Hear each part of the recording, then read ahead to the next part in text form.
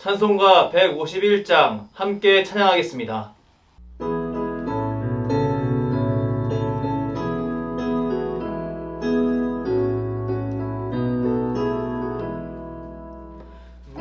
만왕의 왕 내 주께서 왜 거처당했나. 이 벌레 같은 날 위해 그 보혈을 렸네. 십자가 내가 처음 볼 때에 나의 맘에 큰 고통 사라져. 오늘 믿고서 내 눈 밝았네. 참 내 기쁨 영원하도다. 주 십자가 못 박힘은 속죄함 아닌가. 그 긍휼한 것 그를 말할 수 없도다. 십자가 내가 처음 볼 때에 나의 맘에 큰 고통 사라져. 오늘 믿고서 내 눈 밝았네. 참 내 기쁨 영원하도다. 늘어도 그 큰은혜 다 갚을 수 없네. 나 주님께 못 바쳐서 주의 일 입으리. 십자가 내가 처음 볼 때에 나의 맘에 큰 고통 사라져. 오늘 믿고서 내 눈 밝았네. 참 내 기쁨 영원하도다. 기도하겠습니다. 아버지 하나님, 사순절을 맞이하여 우리를 그 동산으로 가는 길로 나아가게 하시니 무한 감사를 올려드립니다. 사랑의 하나님, 지금 이 시간이 예수님이 걸으신 그 길을 묵상하며 우리 삶 속에 풍성한 영적 생명을 더욱더 채워가는 귀한 시간이 되길 원합니다. 말씀을 통해 드러나는 주님의 마음이 온전히 깨달아질 수 있도록 은혜를 베풀어 주시고, 오늘 우리에게 맡기신 이 하루를 복되게 갖고 갈 수 있도록 복의 복을 더하여 주시옵소서. 이 나라 이 민족을 위해 기도합니다. 새로운 시작이 이전보다 원활하게 이루어질 수 있도록 은혜를 베풀어 주시옵소서. 나라가 하나 되게 하시고 새로운 소망을 품고 이전의 아픔을 이겨내는 복된 시간이 될 수 있도록 함께하여 주시옵소서. 코로나로 고통받는 백성들을 위로하여 주시고 일상이 속히 회복되게 하여 주시옵소서. 현재 산불로 인해 수많은 사람이 고통받고 있습니다. 삶의 터전이 무너지고 생명의 위협을 받은 사람도 있습니다. 치유의 하나님, 이 사람들이 어려움을 이겨내도록 함께하여 주시옵소서. 하늘엔 영광이요 땅에는 평화이신 예수 그리스도를 증거하는 교회들이 이들을 품고 기도하며 도울 수 있도록 은혜를 베풀어 주시옵소서. 우크라이나에도 전쟁이 그치고 평화가 다시 찾아오는 복을 경험할 수 있도록 함께하여 주시옵소서. 사랑하는 수유제 일교회를 위해 기도합니다. 주님의 몸된 교회가 새로운 가나안을 위해 계속 기도하며 나아가고 있습니다. 하나님께서 예비하신 장소를 발견할 수 있는 지혜를 주시고 그 땅에 정착할 수 있는 담대함과 능력을 더하여 주시옵소서. 새롭게 세워지는 피택 임진자들 가운데 은혜를 베풀어 주셔서 하나님의 전을 든든히 세워갈 수 있는 일꾼들로 세워지게 하여 주시옵소서. 사랑하는 담임 목사님을 위해 기도합니다. 주의 종이 설교 사역과 목회를 감당하는 데 부족함이 없도록 강건함을 더하여 주시옵소서. 주의 종을 통해 전달된 하나님의 말씀이 모든 성도의 삶에 아름다운 열매로 맺혀지길 원합니다. 한 주를 살아가는 성도들에게 귀한 말씀이 떠오르게 하시고 순종을 통해 축복을 누리는 모든 성도들이 되게 하여 주시옵소서. 이 시간 주의 말씀을 듣습니다. 오늘 함께 묵상하는 말씀이 내 삶 속에 귀한 자양분이 되길 원합니다. 하나님이 허락하신 복된 여정 속에서 주님을 더욱 사랑하며 따라갈 수 있도록 힘과 용기를 얻는 시간이 되게 하여 주시옵소서. 이 자리에 함께 하시는 성령 하나님, 우리를 주관하여 주시옵소서. 감사드리며 우리를 부르시고 이끄시는 예수 그리스도의 이름으로 기도합니다. 아멘. 오늘 우리에게 주신 하나님 말씀은 마태복음 10장 1절입니다. 예수께서 그의 12제자를 부르사 더러운 귀신을 쫓아내며 모든 병과 모든 약한 것을 고치는 권능을 주시니라. 아멘. 오늘의 한 문장입니다. 원하든지 원하지 않든지 세상 기준과 규범과 언어와 가치들을 받아들이다 보면 개신교는 고유의 짠맛을 잃어버릴 수 있다.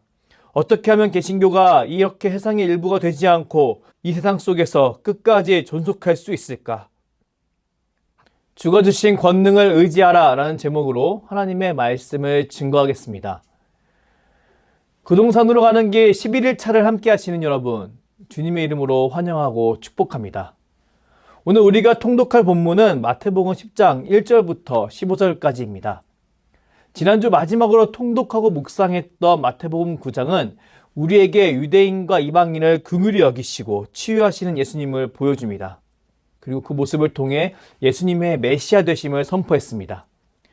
오늘 내일 통독하게 될 마태복음 10장은 그 내용과 분리되어서 예수님께서 12제자를 선택하시고 파송하는 장면이 등장합니다. 우리는 이 내용을 통해서 우리가 예수님의 제자로서 세상을 살아갈 때 꼭 붙잡아야 하는 중요한 가르침을 묵상할 수 있습니다. 오늘 저와 여러분이 좀 더 집중해서 묵상할 부분은 세상 속에서 어떻게 주의 복음을 전할 수 있을까라는 내용입니다. 우리는 세상 속에서 삶을 살아가는 그리스도인입니다. 우리는 세상 밖에 있지 않고 세상 안에서 주의 복음을 증거하며 살아갑니다. 그렇게 우리는 세상의 풍파 속에서, 세상의 유혹 속에서 나의 중심을 지키는 힘이 필요합니다. 과연 이 힘은 어디서 얻을 수 있을까요? 과연 이 힘은 어떻게 유지할 수 있을까요? 오늘 성경은 우리에게 예수님께서 12제자를 부르시고 파송하는 장면을 보여주며 우리가 찾고 있는 힘의 출처에 관해, 그리고 그 힘을 유지할 수 있는 비결에 관해 묵상할 수 있도록 돕습니다. 본문 1절 말씀을 함께 읽겠습니다. 예수께서 그의 12제자를 부르사 더러운 귀신을 쫓아내며 모든 병과 모든 약한 것을 고치는 권능을 주시니라. 오늘 본문 말씀을 보면 예수님께서 특별히 12제자를 부르시는 것을 볼 수 있습니다. 여기서 부르다에 해당하는 헬라어 프로스칼레사메노스는 처음으로 부르는 것이 아니라 이미 부른 자들을 그동안 훈련시켰다가 이제 사명을 주시기 위해 따로 세우시는 것을 의미합니다. 한참 동안 함께 생활하며 가르쳤던 제자들을 이제 파송의 자리로 이끄시는 예수님을 보십시오.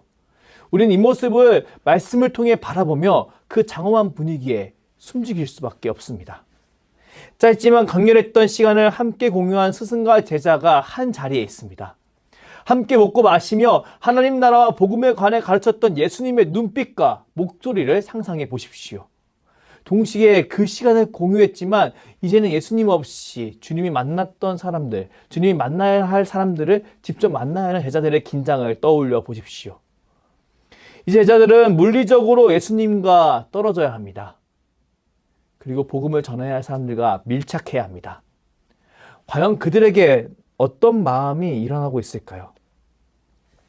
그들은 더 이상 주님이라는 보호막이 자신의 사역에 있지 않을 것이라고 생각했을지 모릅니다. 또한 그들은 자신이 피할 수 있던 퇴로도 이제 막혔다라고 여겼을 수도 있습니다. 운전을 처음 배울 때를 떠올려 보십시오. 처음 운전을 배울 때는 운전 선생님이 함께 있을 때도 그렇게 가슴이 떨려옵니다. 하지만 그 떨림은 운전면허를 따고 처음 홀로 운전을 시작하게 될 때 그 떨림과 비교할 수가 없습니다. 사람은 그 누구나 자신의 선생과 떨어져서 홀로 그 일을 감당하게 되면 두려움과 떨림, 흥분과 긴장을 함께 경험하게 됩니다. 특히 그 일이 너무나 파격적이거나 자신의 생존과 직결되게 된다면 더욱 그러하게 되는데요. 제자들이 바로 그러한 케이스 중 하나였습니다. 과연 예수님과 떨어지게 된 제자들의 마음, 그 마음을 우리가 어떻게 상상할 수 있을까요? 제자들이 보기에 예수님의 사역은 너무나 파격적이고 강렬한 것이었습니다. 사람들을 치유하시고 소외된 사람들과 동행하신 예수님의 모습은 이미 유대 사회에 넓게 퍼져서 너무나 상이한 평가를 받고 있는 상태였습니다. 이런 상황 속에서 그의 능력의 주체가 되시는 예수님 없이 홀로 사람들과 마주해야 한다니요. 분명히 제자들은 막막한 두려움이 찾았을 것입니다. 우리 예수님은 이 사실을 그 누구보다 잘 아셨는데요. 그렇다 보니 그들을 보내시기 전에 그들에게 능력을 더하십니다. 더러운 귀신을 쫓아내며 모든 병과 모든 약한 것을 고치는 권능, 바로 마태복음 4장과 9장에서 보이신 예수님의 권능을 제자들에게 주신 것입니다. 우린 이 모습을 바라보며 한 가지 중요한 사실을 깨달을 수 있습니다. 그리스도인 세상 속에서 어떻게 주의 복음을 전할 수 있습니까? 주님과 적대적인 세상 속에서, 주님을 인정하지 않는 세상 속에서 어떻게 주의 복음을 전할 수 있습니까? 성경은 예수님이 주신 권능으로 가능하다고 선언합니다. 그리스도인은 자신의 능력을 키워서 무슨 일을 이루는 사람들이 아닙니다. 그리스도인은 주님의 권능을 정확히 대언함으로, 전달함으로 주님이 원하시는 일을 이루는 사람들입니다. 그렇게 우리에게 필요한 것은 무슨 일을 일으킬 수 있는 강한 힘과 능력이 아닙니다. 그 대신 우리에게 필요한 것은 주님의 권능을 신뢰하고 주의 말씀을 왜곡하지 않고 따르는 믿음과 순종이 필요합니다. 어떤 상황과 접촉하더라도 그것을 이겨낼 수 있는 믿음의 담대함과 주님에 대한 바른 지식이 필요한 것입니다. 2절부터 등장하는 12사도를 세우시고 그들을 보내시는 예수님을 보십시오. 여기서 사도는 헬라어로 아포스톨로스로 기록되어 있습니다. 아포스톨로스의 뜻은 보냄받은 자입니다. 이 단어는 마태복음에서 오직 여기에만 나옵니다. 다른 곳에서는 12 혹은 12 제자라고 나올 뿐입니다. 왜 마태는 이 부분에서 12 제자를 사도라고 표현했을까요? 그 이유는 그 시대 안에서는 이 단어가 권위 있는 사람의 말을 가장 효과적으로 전달하는 사람을 지칭하는 표현이었기 때문이었습니다. 이 당시에는 지금 우리와 같이 SNS가 존재하지 않았습니다. 당연히 유튜브는 말할 것도 없습니다. 교통편도 지금과 비교할 수 없기에 누군가에게 소식을 전한다는 것은 요즘 시대처럼 쉬운 일이 아니었습니다. 그랬기에 그 시대에는 권위 있는 통치자가 온 지역에 자신의 명령을 정확하게 전달해줄 사람들이 필요했습니다. 이들은 그 명령을 듣는 사람이 그 명령을 오해하지 않도록 만들어야 했으며 그들의 기억 속에 분명히 각인시킬 수도 있어야 했습니다. 그랬기에 그들은 이 일에 관해 훈련받았고 어떤 내용을 전달하게 되었을 때 오해가 없도록 자신 또한 그 원리 원칙을 분명히 알도록 훈련받았습니다. 그리고 그 내용을 정확히 전달할 줄도 알아야 했습니다. 예수님께서는 이런 사람들로 제자들을 세우신 것이었습니다. 제자들은 부름받고 하나님 나라의 법칙이 무엇인지 배우고 예수님의 말씀과 행적을 듣고 보았습니다. 이제 제자들은 예수님이 전하신 말씀과 사역을 수행하게 될 것입니다. 이런 그들 앞에 예수님은 자신이 그들에게 주님이 보신 그 권능을 주셨음을 분명히 하십니다. 그리고 그들에게 사역의 자리를 정해주시고 그들을 보내시며 그들이 전해야 할 내용을 분명히 알려주십니다. 그리고 그들이 보여야 할 태도에 관해서도 알려주십니다. 8절 말씀을 함께 읽겠습니다. 병든 자를 고치며 죽은 자를 살리며 나병한 자를 깨끗하게 하며 귀신을 쫓아내되 너희가 거저 받았으니 거저 주라. 너희가 거저 받았으니 거저 주라라는 표현을 보십시오. 성경은 예수님의 이 말씀을 통해 그리스도인이 사역의 주체가 아니라 객체임을 분명히 드러냅니다. 제자들은 부르심을 받았고 보냄을 받았고 능력을 받았습니다. 성경은 제자들을 철저히 주님을 의지하면서 주님께서 하라고 하신 일을 해야 하는 사람들로 묘사합니다. 그리고 동시에 우리도 이 사실을 숙지하고 마음에 품어야 한다고 선포합니다. 사랑하는 여러분, 주의 복음을 이 세상에 전하는 일은 전적으로 사도들이 행했던 일과 유사합니다. 차이가 있다면 사도는 주님의 음성을 직접 듣고 전한다는 것이고 우리는 주의 말씀을 통해 주님의 마음을 알고 전한다는 것입니다. 그렇게 우리는 오늘 성경이 드러내는 이 장면에 좀 더 깊게 머물러야 합니다. 그 상황이 있었을 그 긴장감을 마음에 품고 주의 말씀에 집중해야 합니다.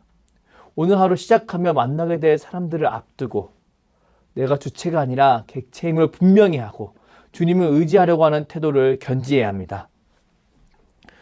우선 본문 9절과 10절에 등장하는 세상의 방법을 우선으로 찾는 불신앙을 버리겠다고 결단하는 저와 여러분이 되길 바랍니다. 복음은 많은 소유와 방법이 아니라 주의 능력으로 전달되어지는 것입니다. 많은 소유와 방법은 누군가를 설득하는데 큰 도움을 줄 수 있을지 모릅니다. 하지만 복음을 전하는 것은 설득의 수준이 아니라 그것을 뛰어넘는 무언가입니다. 그렇게 많은 소유와 방법만으로는 복음이 전해져서 마음판에 새겨지는 일이 절대 이루어지지 않습니다. 오직 주님의 능력이 복음의 마음판에 새겨지는 역사를 이루어냅니다. 그렇기에 주님은 금이나 음이나 동을 들고 다니지 말라고 하셨던 것입니다.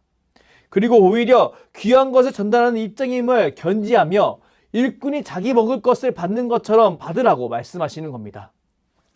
복음을 전하는 자가 끝까지 주님을 의지하며 그 길을 걸을 수 있도록 그들에게 중요한 지침을 전해주시는 겁니다. 사랑하는 여러분, 저는 저와 여러분이 주의 복음을 전달하는 삶에 있어서 전도를 설득의 수준으로 생각하는 실수를 하지 않길 바랍니다. 전도는 그 사람의 전 존재를 뒤바꾸는 일입니다. 그렇기에 주의 복음을 전하는 것은 설득을 넘어선 그 무언가를 의미합니다. 주님을 의지하십시오. 주님을 신뢰하십시오. 그리고 권능을 주셨다는 주의 말씀을 믿으십시오. 우리는 이 믿음을 가지고 주님이 허락하신 현장으로 나아가야 합니다. 그리고 내 예상과 감정을 내려놓고 그 현장 속에 역사하시는 하나님을 바라봐야 합니다.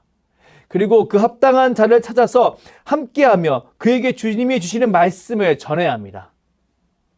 물론 우리는 한계가 있는 존재들이기에 우리가 합당하다고 여긴 사람들이 주님을 반기지 않을지 모릅니다. 제자들 또한 이런 두려움이 가득했을 터인데요. 그랬기에 주님은 그들에게 그들이 빈 평안이 받아들여지지 않는다면 그들에게 돌아올 것이라고 말씀하십니다.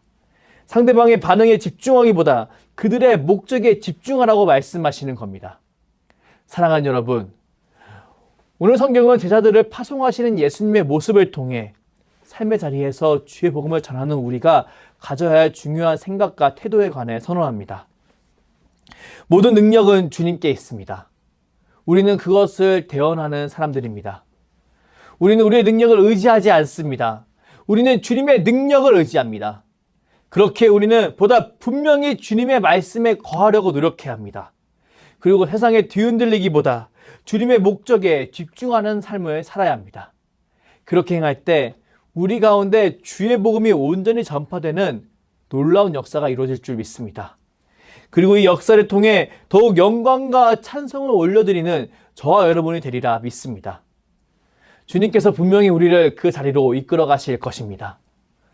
오늘 말씀을 통해 이 사실을 굳게 믿고 주어진 하루를 주님 안에서 승리하는 저와 여러분이 되길 주님의 이름으로 축복합니다. 기도하겠습니다. 사랑의 하나님, 주의 말씀을 통해 주님을 전하는 삶의 가장 중요한 핵심을 알게 하시니 무한 감사를 올려드립니다. 우리는 권능을 주시는 주님을 의지하는 삶을 살아가고 싶습니다.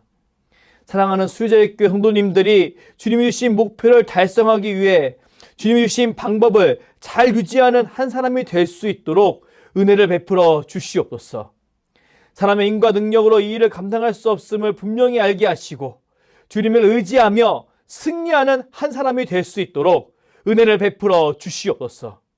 주님께서 이 모든 과정을 이끄시고 지켜주실 줄 믿습니다. 감사드리며 주께서 가르쳐 주신 기도로 기도하오니 하늘에 계신 우리 아버지, 아버지의 이름을 거룩하게 하시며 아버지 나라가 오게 하시며 아버지의 뜻이 하늘에서 같이 땅에서도 이루어지게 하소서.